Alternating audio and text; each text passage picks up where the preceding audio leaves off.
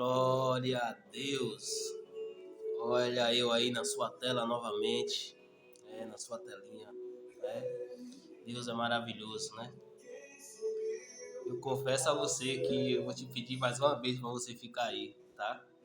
Você assista até o final, eu te imploro. Pelo amor de Deus, eu te imploro, né?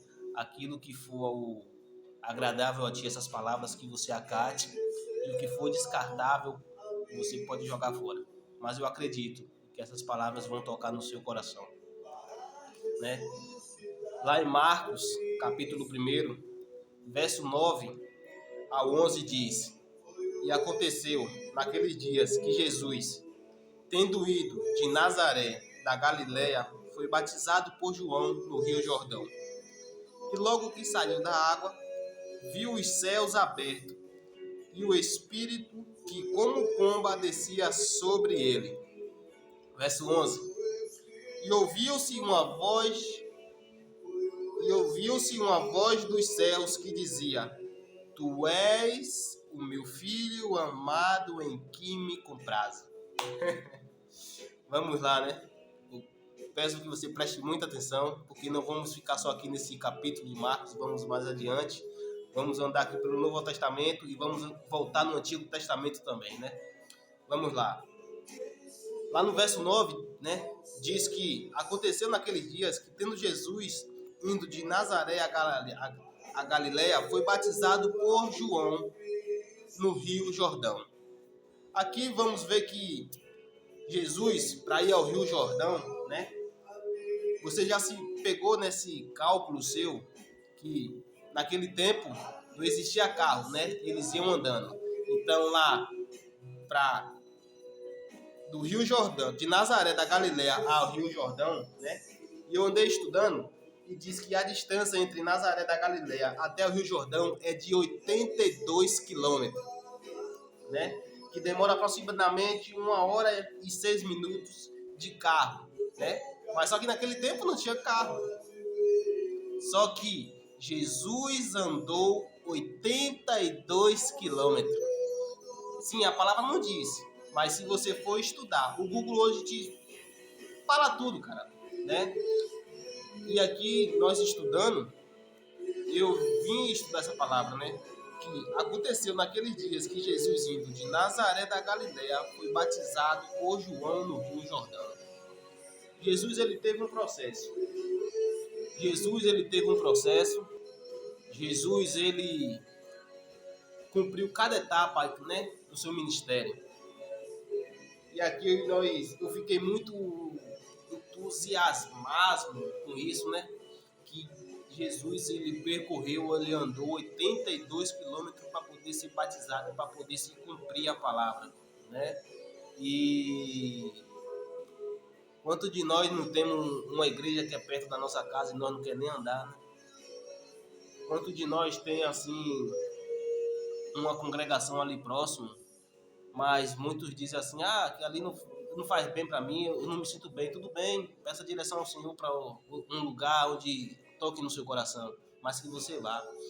Você for estudar aqui, né, e você for perceber de Nazaré da Galiléia ao Rio Jordão, e você for no Google pesquisar qual é a quilometragem entre Nazaré da Galiléia ao Rio Jordão, vai te dizer que é 82 quilômetros. 82 quilômetros, né? E vamos lá, no verso 10. E logo que saiu da água, viu os céus abertos e o Espírito que como pomba descia sobre ele.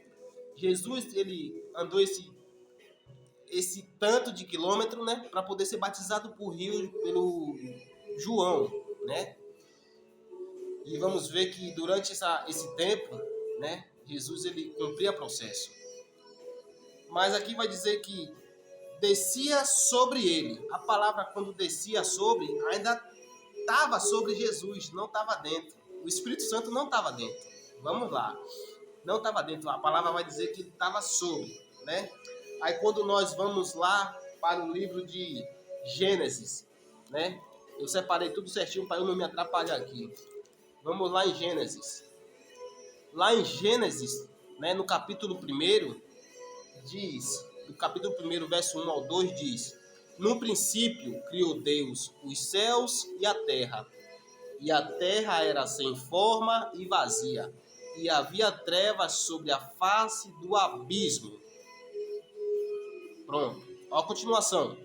E o Espírito de Deus se movia sobre a face das águas. Se movia sobre a face das águas.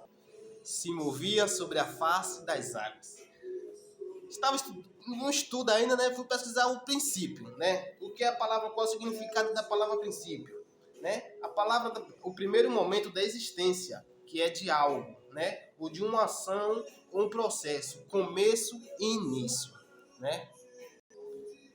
Vamos lá. No princípio, em Gênesis, capítulo 1, verso 1 ao verso 2. No princípio, criou Deus os céus e a terra era sem forma e vazia, e havia trevas sobre a face do abismo. Ok.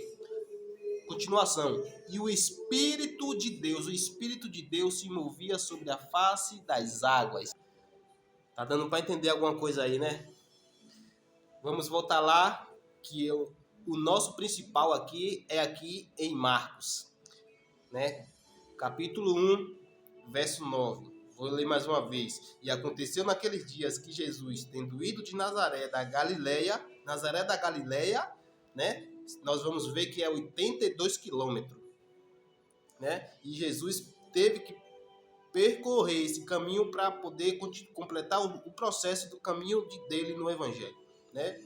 De Nazaré da Galileia foi batizado por João no Rio Jordão, né? E logo que saiu da água, viu os céus abertos e o Espírito como pomba descia sobre ele. Descia sobre ele. Vamos dar uma pausa. Deus é maravilhoso. Eu amo a palavra de Jesus. Oh, glória a Deus, misericórdia, né? E ouviu, o verso 11, e ouviu-se uma voz dos céus que dizia: Tu és o meu filho amado em que me comprazo. Esse verso 11 vamos guardar aqui, mas vamos chegar lá, né? Vamos voltar para o verso 10 do capítulo, em Marcos, do capítulo 1, tá? E verso 10. E logo que saiu da água, viu os céus abertos e o Espírito como pomba descia sobre ele. Vamos analisar aqui, né, que além de Jesus ver os céus abertos, vamos ver que Isaías viu, Saulo viu e Estevão viu. Vamos chegar lá. Vamos chegar lá. Oh!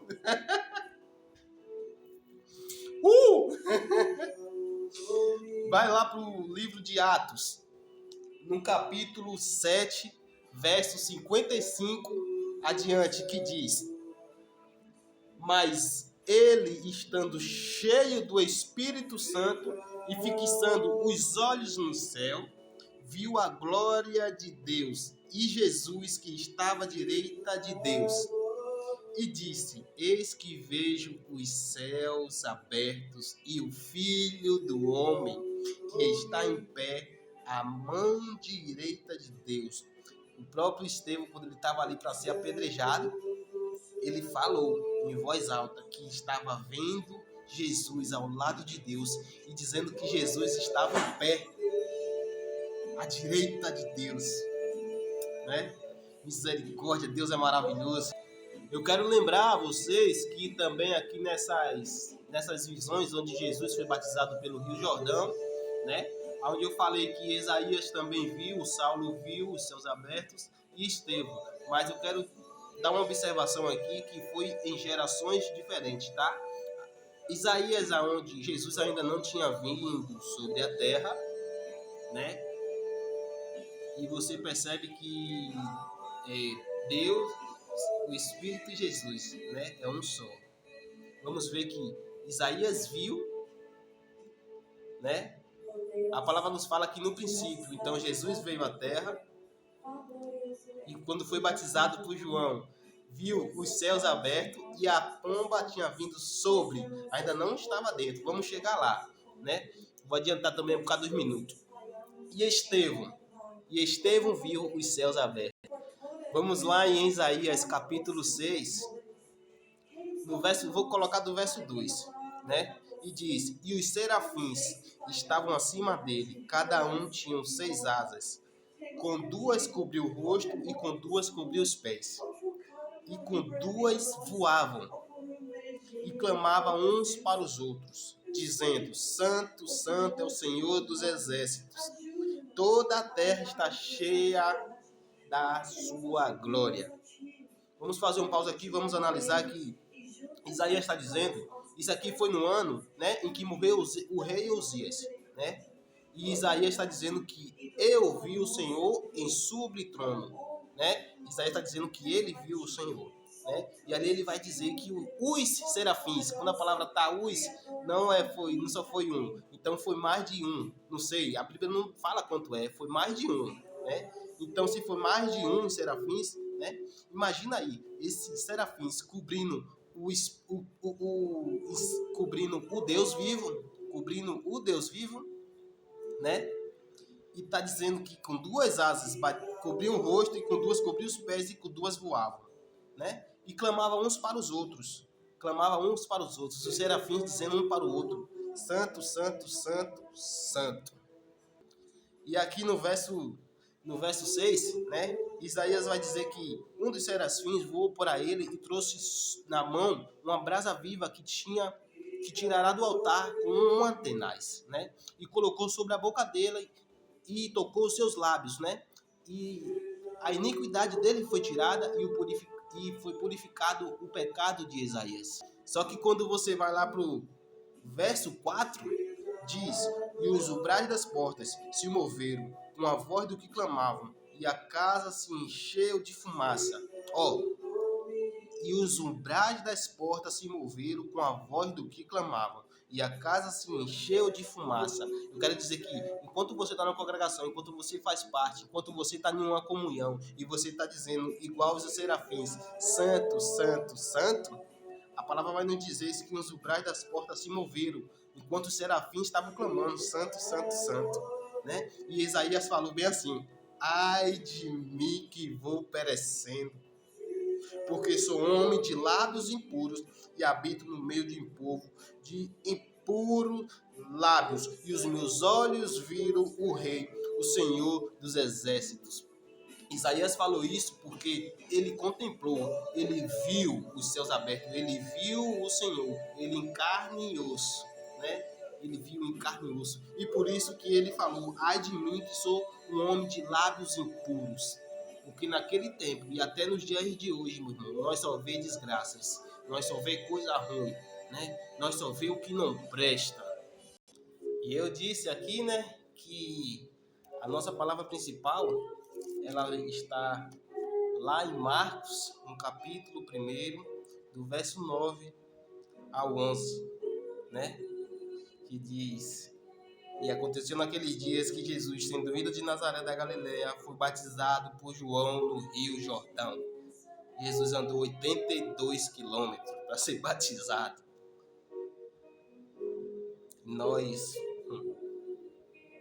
E logo que saiu da água, viu os céus abertos e o Espírito que como pomba descia sobre ele. E ouviu-se uma voz dos céus que dizia: Tu és o meu filho amado em quem me comprazo. Eu acabei de dizer que Isaías, o Jesus, quando foi batizado, os céus se abriu e a pomba veio sobre ele. Antes de Jesus, o Isaías viu, né? E depois que Jesus veio à terra, depois que Jesus foi crucificado e levado ao céu, né? Veio a conversão aonde Paulo viu, que era Saulo antes de ser Paulo, e o nome dele é o meu Deus do céu, né? O Estevão. O Estevão viu os céus abertos, né? Vamos lá na conversão de Saulo, né? Que diz lá no verso 9, no capítulo 9 de Atos, no verso 4, que diz: e caindo em terra, ouvi uma voz que lhe dizia: Saulo, Saulo, por que me persegues? E ele disse: quem és, Senhor?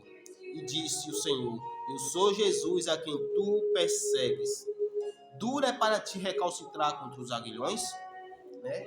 E eu quero dizer aqui que o significado da palavra recalcitrar, ela quer dizer demonstrar resistência, né? Para obedecer, não ceder e negando. E Paulo, como ele era um perseguidor de cristão, ele estava negando, ele sabia que era uma verdade, mas estava negando, estava resistindo, né? E o aguilhão, ele é um implemento, né, agrícola tradicional usado para esforçar ou guiar o gado. O que quer dizer isso? Que o gado, quando ela tem algo aqui no junco dele, né, que quando algo está pesado e o homem não consegue fazer, então bota ele com animal para fazer. O que quer dizer essa palavra, né? Aguilhão, ele quer dizer que mesmo nós sabendo da verdade, sabendo da palavra que o correto é aquilo, nós ainda está querendo debater, nós ainda está querendo bater de frente, né? Eu vou voltar lá para o nosso capítulo principal, que é Marcos 1, verso 9 ao 11. E o verso 11 diz: E ouviu-se uma voz dos céus que dizia: Tu és o meu filho amado em que me comprazo. Né? O significado da palavra comprazo tem a origem no latim complacel ere, que significa agradar ao mesmo tempo ou agradar a vários. Ao mesmo tempo, ele estava agradando a Deus e agradando a nós. Né? Tu és, a palavra tu és, significa único, unigênito. Naquele tempo ali, né, Jesus ainda não tinha subido aos céus e por isso que ali ele era o único filho de Deus, né? Mas quando ele foi ressuscitado dentre os mortos, foi o primogênito. E nós somos os irmãos, e ele, os irmãos dele. Ele é o nosso irmão mais velho, né? E tudo aquilo que nós coloca diante de Jesus, a palavra nos fala que ele intercede por nós. E quando nós apresentamos uma causa ou algo, uma oração, e apresenta a Jesus, ele apresenta ao Pai. Então, pela intercessão de Jesus sobre nós, tudo flui. Se você está orando, se você está entregando aquela direção diante ao Senhor, tudo flui. Está na palavra, tudo flui. Eu quero agradecer a sua atenção por essa reflexão onde nós estávamos tendo aqui, né? E por esse momento, né? Eu te desejo uma agradável e forte bênção de Deus sobre a sua vida, tá? Que Jesus te abençoe e que Ele é o único caminho. Assim como Ele me encontrou, né? Jesus, Ele está te encontrando nesse momento, tá? Eu agradeço pela sua atenção e te desejo bênçãos, né? E que a plenitude de Deus seja sobre você e a sua família.